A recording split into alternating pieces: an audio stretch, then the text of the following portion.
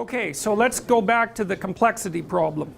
See, I actually think it's in some sense, it's the fundamental problem. When you read about the terror management theorist types, they think that death is the fundamental problem. And that's a good argument because it's definitely a fundamental problem, but I think it's a subset of the complexity problem. And the reason I think that is because sometimes people's lives become so complex that they'd rather be dead. So, and the reason they seek death through suicide is to make the complexity go away, because complexity causes suffering if it's uncontrolled. You know, things just get beyond your control. And that can happen, you know, if you're hit by 3 or 4 catastrophes at the same time.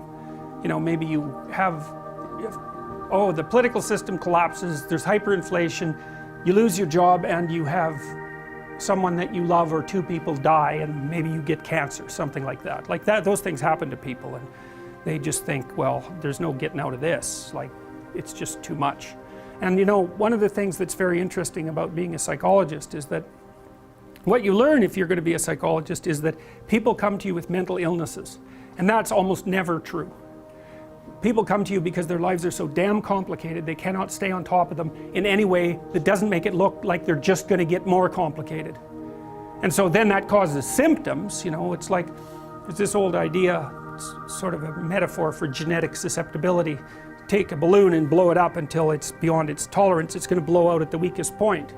Well, that's sort of what a genetic susceptibility is. If I just keep adding complexity on top of you, at some point you'll blow out at your weakest point.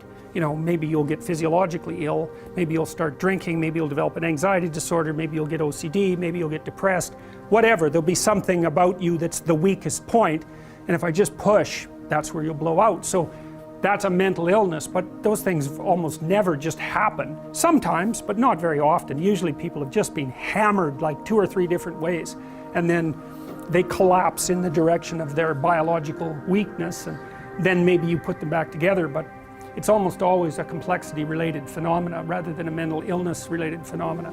Not always, but almost always.